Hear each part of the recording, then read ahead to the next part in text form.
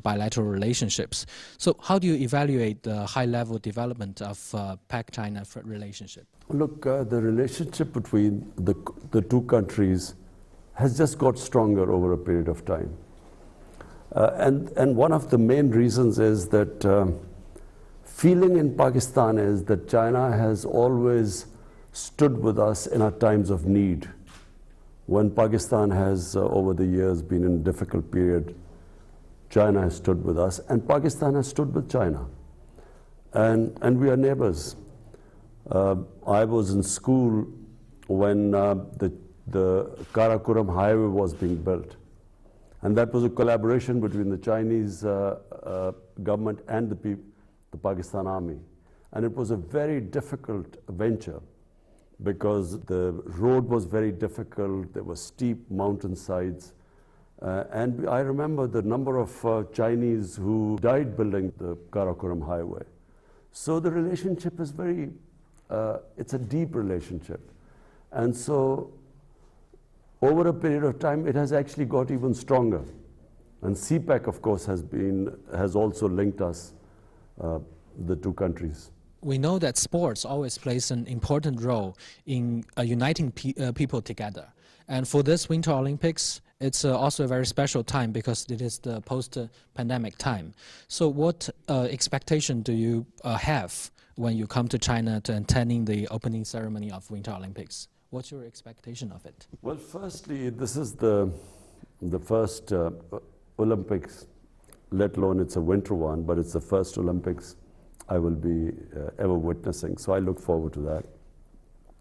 And of course, you know, I was a sportsman for almost 20 years of my life. I was an international sportsman. People in China don't play cricket.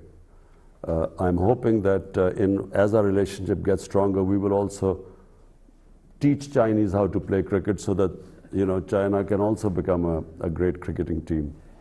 But I look forward because, you know, it's, as a sportsman, it's apart from our relationship, close relationship between the two countries, it'll be very interesting for me to see a competition. Ever since I have been in politics, I've had no chance to watch any sports. Yeah, so what do you think the Winter Olympics means to this post-pandemic era? I think it's a very, you know, pandemic has devastated apart from anything else. It's sporting events all over the world have been affected by the pandemic. So in this context, I think it's a very, for China to have gone through with the Winter Olympics, I think it's very admirable. Assalamu alaikum Janab Wazir Azam Sahib. मैं हूँ Xinhua news agency की Urdu service की जोशु ख्वा। जैसा कि आपको इल्म है कि गिलगित बल्तिस्तान से ताल्लुक़ रखने वाले एथलीट मोहम्मद करीम वो बीजिंग 2022 सरमाई ओलंपिक्स में पाकिस्तान की नुमाइंदगी करेंगे।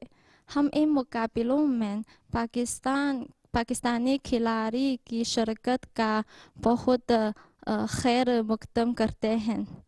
आपका शुमार दुनिया के बेहतरीन खिलाड़ियों में से एक है। मैं पूछना चाहती हूँ कि मुस्तकबिल में आपकी हुकूमत पाकिस्तान और चीन के दरमियान खेलों के ताउन को फ़रोग़ देने में क्या इक़दामात करेगी? देखिए, सबसे पहले तो जो गिलगित बल्तिस्तान का इलाका है और कई पख्तूनख्वा के भी इलाके ऐसे हैं कि वहाँ स्कीइंग के लिए, और स्कीइंग मेन चीज़ है विंटर ओलंपिक्स की, तो स्कीइंग के लिए बेहतरीन जगह हैं। लेकिन अभी तक पाकिस्तान में हमने कभी सही माने में स्कीइंग के ऊपर तवज्जो नहीं दी। बड़ी कम जगहों के ऊपर स्कीइंग होती है। तो हमारी कोशिश ये है कि हम ये गिलगित बल्तिस्तान में ख़ास तौर पे स्कीइंग को डेवलप करें, और उसको जब डेवलप करेंगे तो हमारी ये भी कोशिश है, क्योंकि चाइना के अंदर ज़्यादा आगे निकल गए हैं, ज़्यादा तवज्जो दी जाती है विंटर स्पोर्ट्स की तरफ, तो हम सोच रहे हैं कि उनसे फिर कोलैबोरेशन भी करें, क्योंकि दूसरी तरफ खुजराब पास की दूसरी तरफ چائنا ہے اور یہ کنیکشن بھی ان سے ہے. تو ہم اس کے اوپر بھی اب سوچ رہے ہیں کہ پاکستان میں پہلے تو ویسے اسکیم کے اوپر ہم زیادہ توجہ دیں, اور دوسرا ادھر سے کنیکشن گلگت بلتستان اور چائنا کے اندر, ادھر بھی ہم سپورٹس کے اندر آپس میں زیادہ ملاپ کروائیں, زیادہ کوآرڈینیشن کریں. Thank you, Your Excellency. It's Brody Jiang Chao with Xinhua News Agency. So my question is that you praised China's development model on many occasions. And we know that China has developed a whole process, people's democracy, and committed to a people-centered approach. However, the United States and the Western countries try to impose their democratic model to other countries. So my question is that how do you think of China's whole process, people's democracy? Thank you.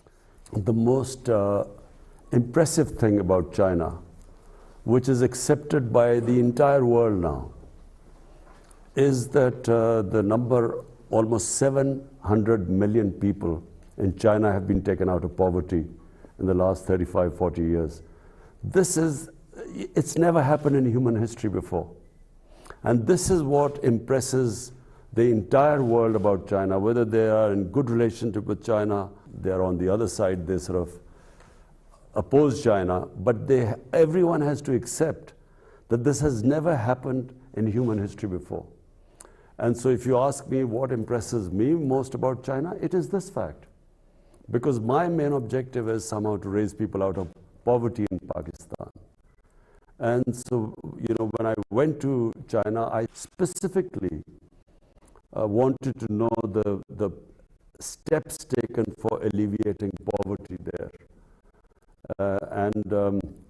And so the reason why I think that the Chinese model of development is what we want to emulate is because, it was an inclusive growth in China.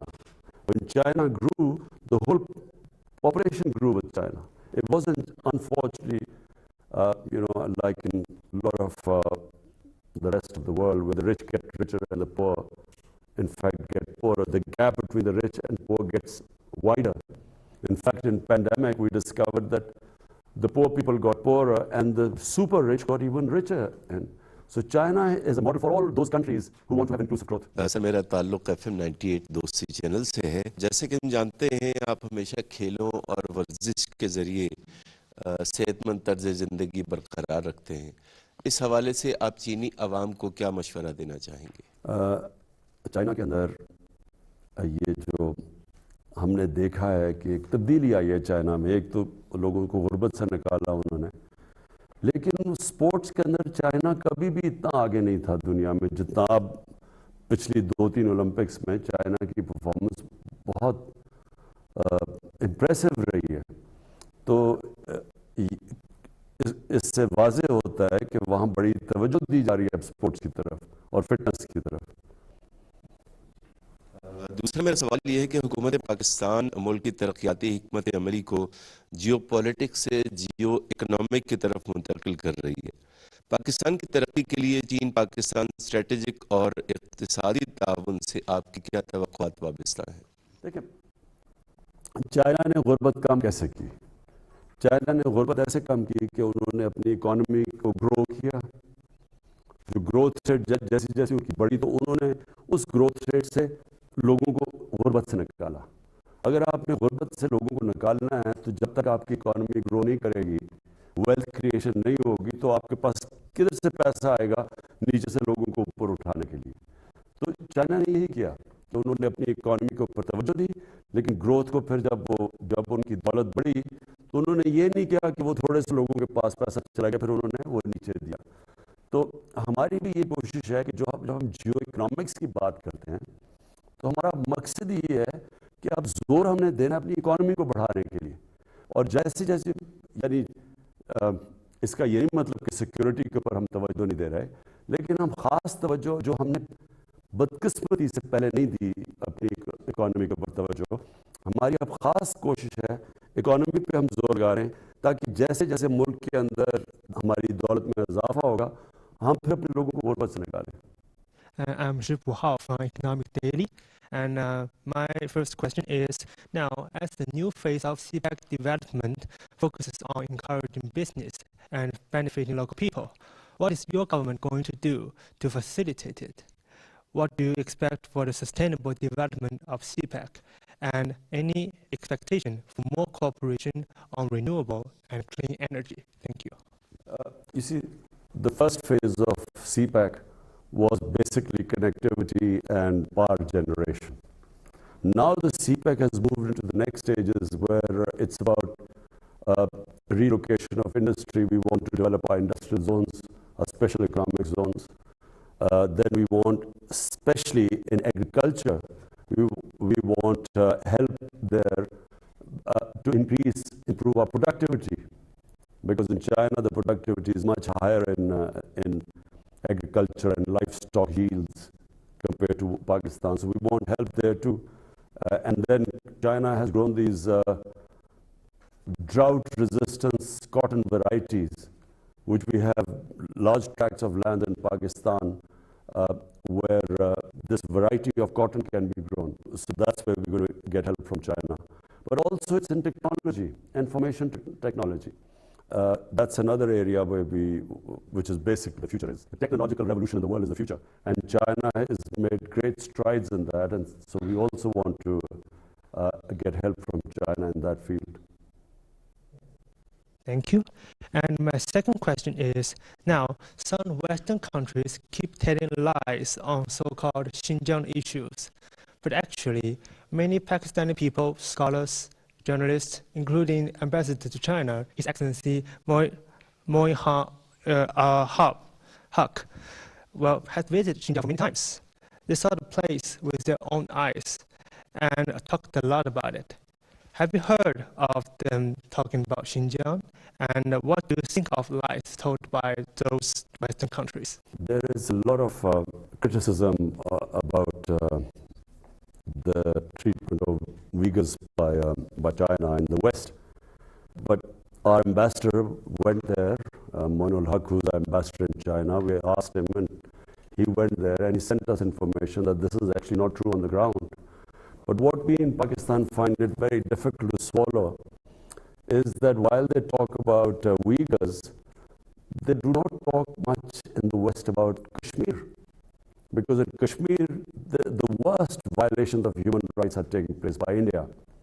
And somehow there is selective silence about human rights in Kashmir, where there's something like 9 million people who are, really basically living in the worst conditions in almost an open prison by these 800,000 Indian troops. So we find it very difficult that while on one side they talk about Xinjiang, but on the other hand there is the silence about Kashmir is deafening for us. And that's these double standards is what we in Pakistan find it difficult. Assalamu alaikum. I'm Chiru from CCTV China Media Group. Now my question is, Afghanistan is now facing a serious humanitarian crisis. Do you think that 20 years occupation and irresponsible withdrawal of troops by the U.S. and Western countries are the main reason for the situation in Afghanistan? And how should the international community cooperate on Afghan issue? Look, Afghanistan has suffered for 40 years. And it's always because of outside countries who have made Afghanistan into a battleground. And so 40 years people of Afghanistan have suffered. And this is now, after 40 years, there's a chance of peace in Afghanistan. Because actually there is no fighting going on in Afghanistan, and this is after 4 decades. So what should the international community do?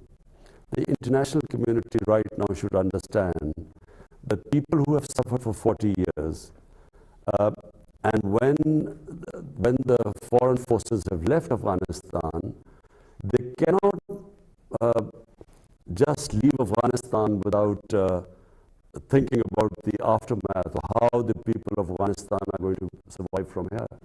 Because in 1989, when the Soviets left Afghanistan, so did everyone else, and Afghanistan descended into a civil war. And about almost 200,000 Afghans died. There was chaos in Afghanistan. And from that chaos emerged the Taliban. And now, after 20 years, if everyone abandons Afghanistan, the situation, number one, the people of Afghanistan, and I'm talking about almost 40 million of people of Afghanistan, they are going to, I mean, you could see the worst humanitarian crisis there. But on top of it, if there is chaos in Afghanistan, then it's possible that the same conditions are created which were created 20 years ago when the US invaded Afghanistan. Same thing could happen again if there is chaos. So what should happen is that the international community should just think of the 40 million Afghan human beings there. Whether they like the Taliban government or not should be secondary. The welfare of the people of Afghanistan should be the foremost, and they are facing one of the worst humanitarian crises right now. And they really need help as soon as possible. My next question is, in a few days, the Chinese Lunar New Year will come. What are your wishes for the Chinese Lunar New Year? And what are your expectation for Pakistan-China cooperation in 2022? Well, first of all, let me congratulate the people of China for the Lunar New Chinese Year. So I congratulate everyone. My expectations are that we have a relationship with China which is mutually beneficial for both countries, and we hope that in this relationship, because we are looking to raise Pakistan's economy and the well-being and raising people out of poverty. So we hope that we will, we are already learning from the Chinese experience. But there's one thing I forgot to say, which we want to learn from China, is how they have built their mega cities. You see, China has these huge cities now, and the way they have dealt with the problems that come of having mega cities. And I'm talking about air pollution, I'm talking about the waste disposal. It's a science to manage a huge city. So unfortunately, our cities are growing at a very fast rate. Pakistan is urbanizing at one of the fastest rates. So we also hope to learn from the Chinese experience how they have coped with their urban development. Your Excellency, Mr. Prime Minister, as Cui said, our Chinese Lunar New Year of Tiger is coming soon. So we hope you can also express your best wishes to our Chinese audience. मैं China की आवाम को China का जो lunar new year है, मैं सारी कौम को पाकिस्तानियों की तरफ से मुबारक देता हूँ. शुक्रिया. शुक्रिया. Okay ji, thank you. वज़ीर-ए-आज़म इमरान खान चीनी मीडिया को खुसूसी इंटरव्यू दे रहे थे, जो कि हमने आपसे शेयर माँ और किया. बहन के सामने गोली मार दी गई. बिल्कुल ऐसी है. अब इसका सबब जानना चाहें तो वो ये है कि पुलिस का इस वक्त नेटवर्क सिर्फ काम कर रहा है मकबरों पर. सही. पुलिस के मकबर भी जराइम पेशा अनासरी हैं, और पुलिस की नाकामी की सबसे बड़ी वजह भी यही है